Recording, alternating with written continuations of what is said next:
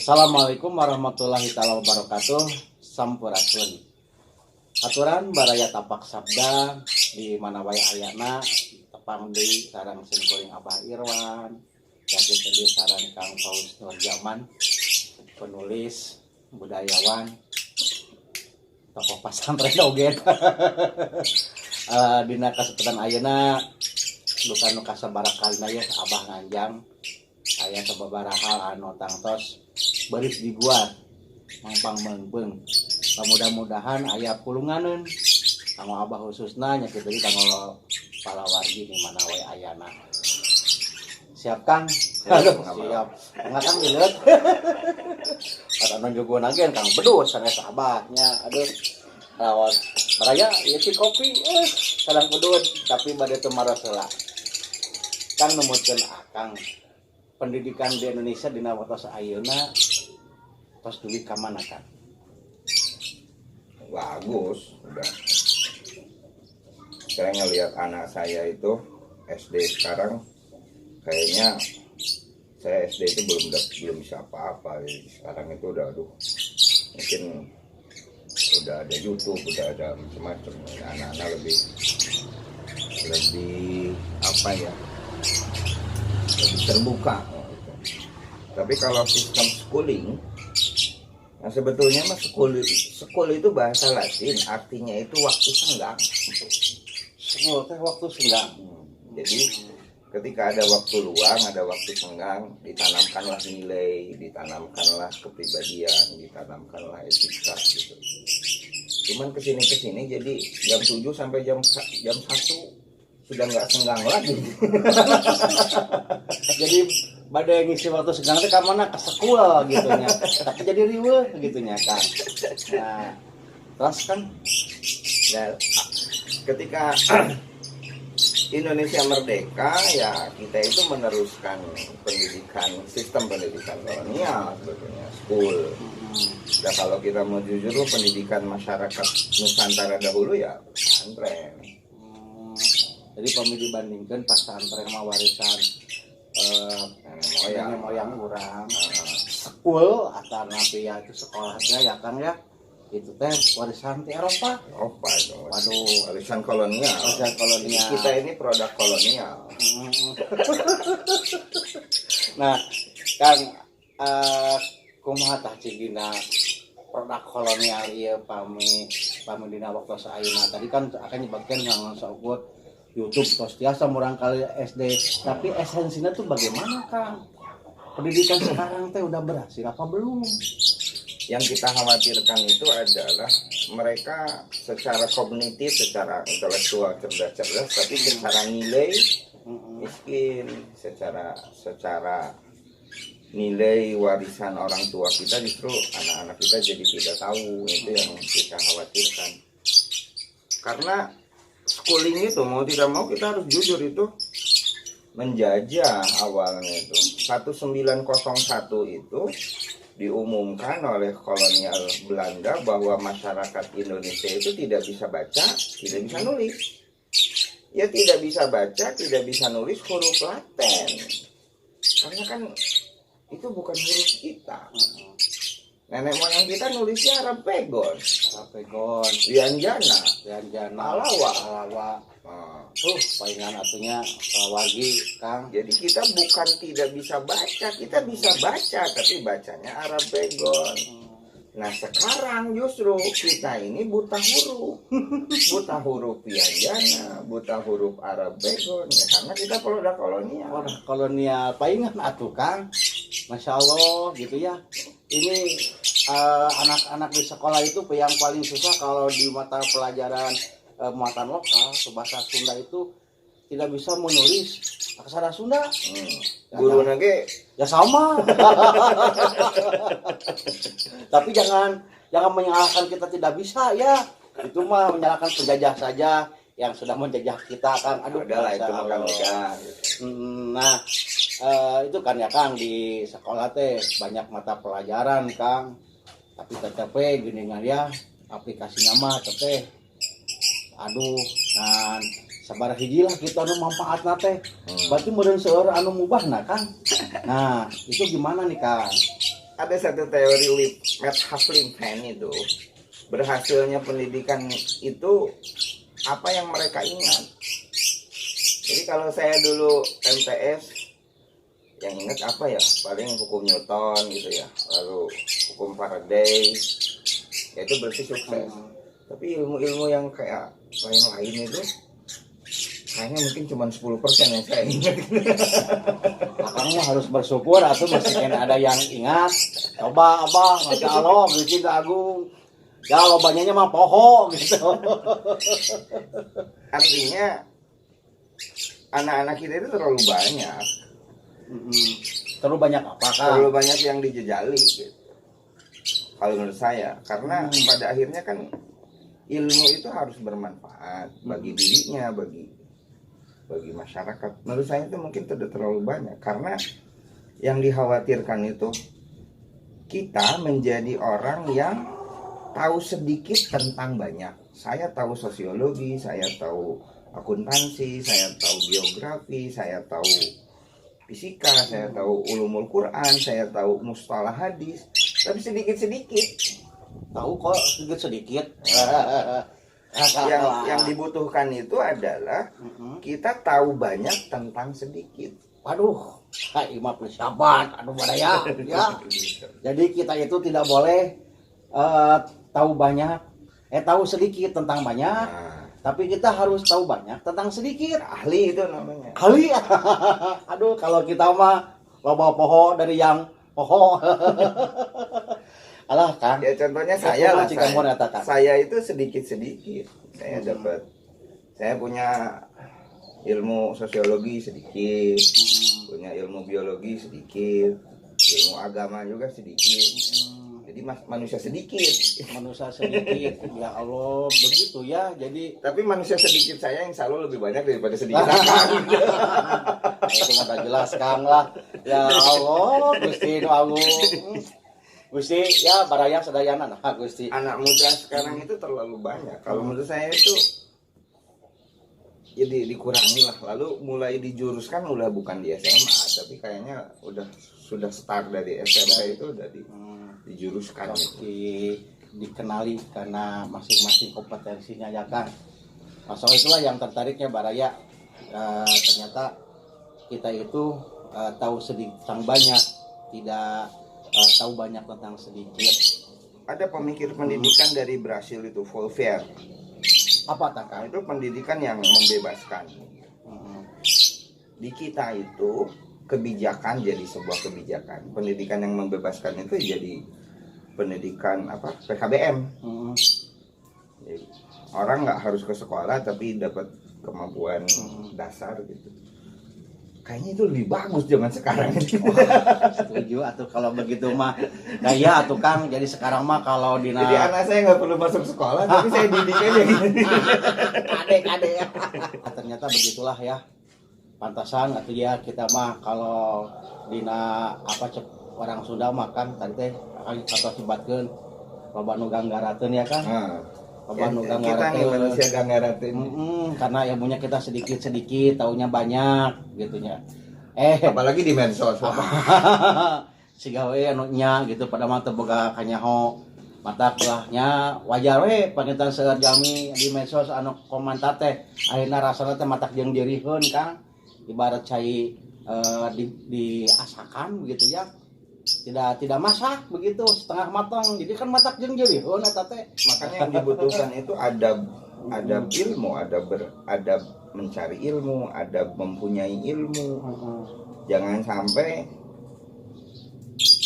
siswa SMK membuli Profesor Kuretihab. Kan kurang aja.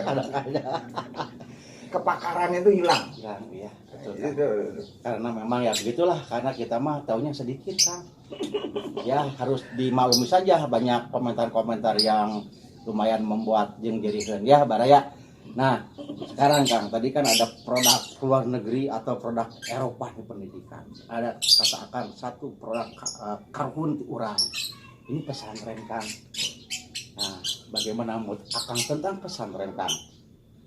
Kalau dulu itu membaca pesantren awalnya kiai bikin pengajian, lalu masyarakat datang, lalu siswanya ditampung di gubuk-gubuk di pondok. Nah, berkembang, ada yang datang dari luar, pondoknya ditambahin gitu. Jadi nambahin pondok itu sesuai kebutuhan di kita. Jadi pesantren itu tumbuh bersama masyarakat. Bukan dalam kategori itu ada aya nu kosong tuh lahan di orang boga lahan kosong bangun dirinya gitu. Jadi masyarakat seperti tidak terlibat. Kalau filosofi pesantren sejarahnya ya begitu. Nggak ada sistem yang ya kayak sekarang gitulah ya. Tiba-tiba ya pesantren orang tiba-tiba ya gitu. Terus Tiba-tiba aya pesantren. nu dibawahna teh paham beda jeung masyarakat deh gitu. Insyaallah. Tiba-tiba aya pesantren, tiba-tiba aya Densus 88. Tiba-tiba aya polisi dan KPAI. Aduh, Kasus Bandung masa Bandung kan jadi pesantren apa itu gitu. Tapi terang jadi kalau menurut Akang tadi pesantren itu tumbuh kembang di masyarakat, bersama masyarakat dan untuk masyarakat gitu ya kan. Itu idealnya. Makanya lucu sebetulnya kalau ada pesantren lalu anak-anak muda di sananya nggak mau ngaji ke pesantren. Nah, itu sebetulnya dulu itu ya mereka ngaji, ada orang luar datang lalu ditambahin pondoknya, ditambahin kobongnya. Tapi fenomena sekarang jadi justru masyarakat yang mau ngomong ngaji ke pesantren. Nah, eta teh kunaon tah Kang? Cik kita numbutkeun Bapak dokter gitu tah. Dokter. Saya bukan orang pendidikan. Santuna Kang akan bagi-bagi ilmu Kang. Nah, yang iya kan fenomena masyarakat ya, fenomena sosial ogen Kang.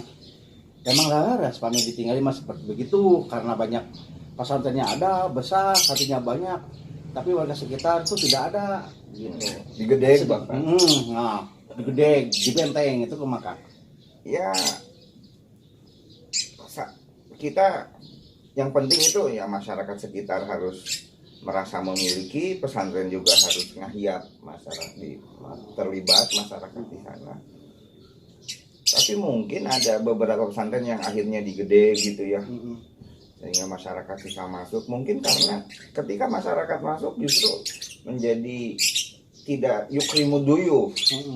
Kan menghormati tamu itu ajaran luar biasa dalam Islam. Sekarang ada orang belum belajar ke satu daerah, lalu masyarakat di sana mengganggu. Nah itu kan jadi tidak baik juga. Mungkin dilematis lah ketika pesantren harus ngegedeng. Harusnya emang jangan digedeng kudu mah gitu. Lah gitu Tapi ya. dilematis juga mungkin kasusnya. Ya diperlukan kesadaran semua lah masyarakat. Ya Allah. Novel saya yang pertama itu Tapak Sabda, tokohnya itu adalah tokoh masyarakat, anak muda kampung tersebut ngaji di pesantren. Nah saya ngangkat tokoh itu novel tahun 2004 itu. Ya karena saya ngelihat bahwa di beberapa pesantren itu pemuda nembung ngaji, pemuda lembur untuk ngaji.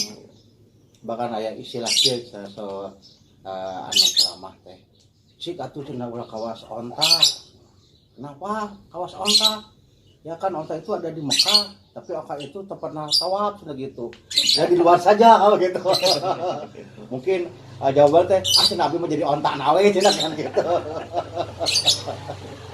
Itu dilema aja Kang permasalahan sosial, tapi ya idealnya pesantren itu betul-betul bisa melebur dengan masyarakat.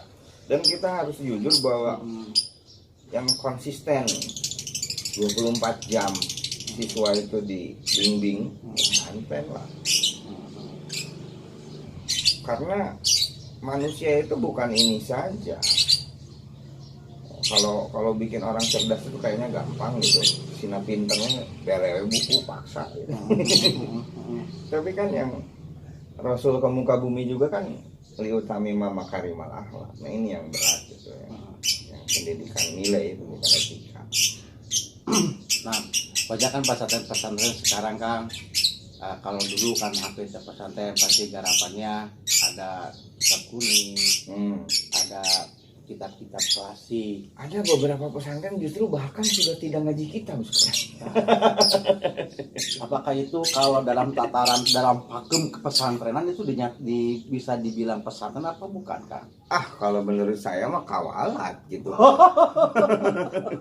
Kawalat. Pesantren dengan ngaji kitab. Ya. Ulang-ulang ngomong pesantren lah gitu. Hmm. Ya, menurut saya mah nggak boleh lah. Kita harus merawat. Kita harus bangga dengan pendidikan yang diwariskan dari sesepuh gitu ya. Ya pesantren harus ada ngaji kitab lah. Ada ya gitu. Tapi kan ngawas Quran, Kang. Ya ngaji Quran mah kan kalau di Indonesia itu saya percaya lah kalau ngaji Quran mah, karena ini yang hebatnya itu para ajengan kita itu nggak digaji, nggak dapat honor, dia tetap aja abatasa itu ngajar. Bahkan orang Tasik pun juga semua ayat untuk bisa ngaji Quran mah. Insya Allah. Amin. Amin. Insya Allah lah kalau ngaji Quran mah gitu.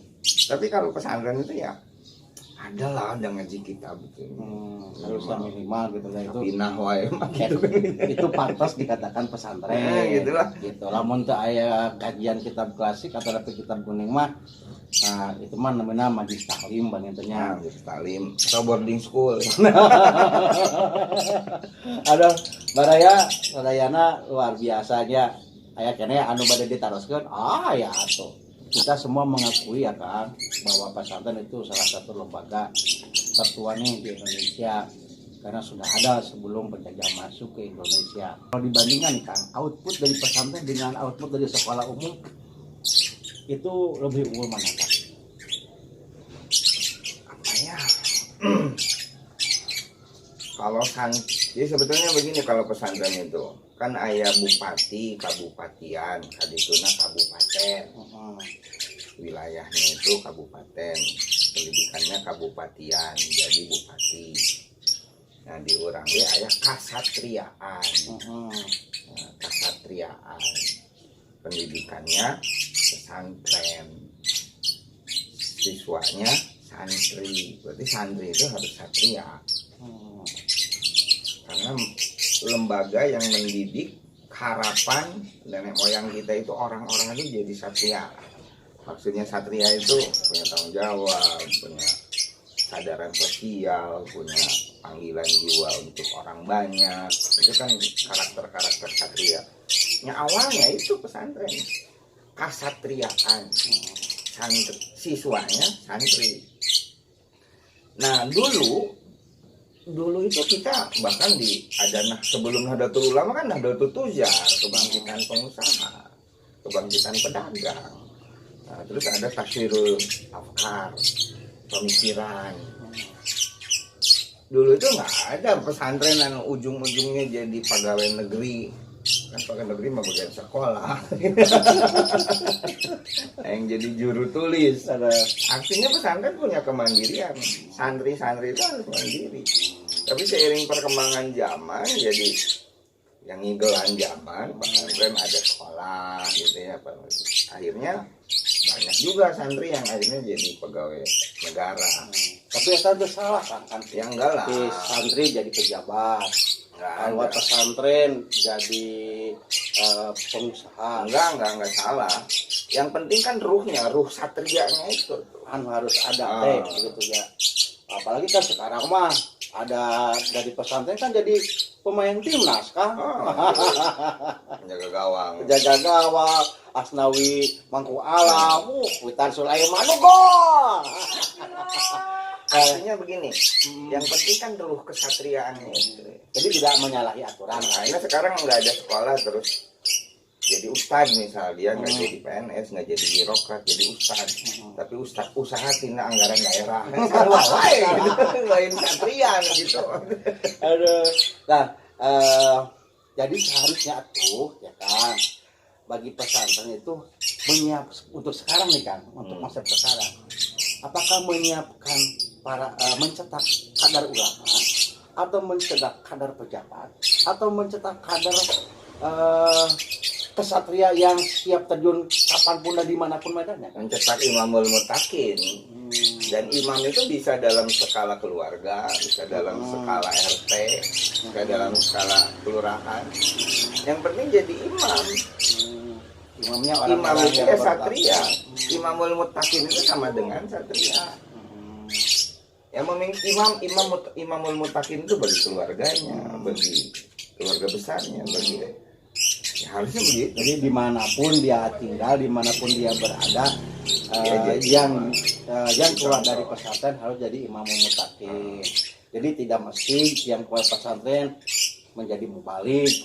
Belum. Saya tama apa ya? Kata mah anugerah aja gitu. Bisa jadi mubalik gitu, bisa jadi kan kita mau percaya urusan rezeki madang saya ngatur. Terus, oh ya, dan berarti output pesantren itu bukan untuk apa-apa, tapi yang paling utama pesantren itu bisa mencetak manusia-manusia yang nantinya menjadi imam. Aduh, konsepnya kan seperti apa kan? Apa kita melanjutkan konsep tadi seperti dulu? Harus. Apakah kita harus ninggalan zaman? Itu harus. Tapi yang penting itu nggak kehilangan identitas. Identitas standarnya tadi lah ada ngaji kitab. Standar itu harus ngaji kitab dong. Mana pesantren ngaji kitab gitu. Aduh. Sidanya Kang. Gitu. Nah, kan kayak ilmuna matakin jadiheun. Ada identitas yang kita pertahankan. Termasuk kemandirian. Mulai jadi pesantren proposal unggul gitu kan. Rupi-rupi jadinya sebutan oke karena pesantren teh. Aduh, baraya sadayana anu kula bade hormat. Kami disimpulkan pangitan lagi obrolan luar biasa. Pesantren memang agaduhan fungsi anu kalintang kita di tengah-tengah kehidupan masyarakat. Tadi disebutkan salah satu lembaga pendidikan tertua di Indonesia. Terus pangitan ngajarkan anu kedah tiasa ngajaga tradisi anu kiat. Nya kitu di output mah kerajaan imam muttaqin. Atur nuhun Kang karena waktosna karena ilmuna mudah-mudahan Abah sing jantan santri salamina Kang. Amin. Hanya Sama lah. Saya nggak layak layak ngobrol ke pesantren ini sangat tidak layak. Tapi iyalah ini mas sharing saja. Ini salah satu pengurus pondok pesantren tapi yang jarang pakai kopea, jarang pakai sorban begitu ya. Keboga sebenarnya. Salah satu ajengan yang selalu pakai kaos begitu baraya. Atau non karena peratosana tepang deui dina nganjang nu salajengna dina guaran anu salajengna. Terima kasih semuanya. Selamat beraktivitas. Mudah-mudahan kita bisa mengambil hikmah dari obrolan ini dan tentunya pendidikan adalah penting untuk menjadi imamul muttaqin. Atau non Kang. Siap. Assalamualaikum warahmatullahi wabarakatuh.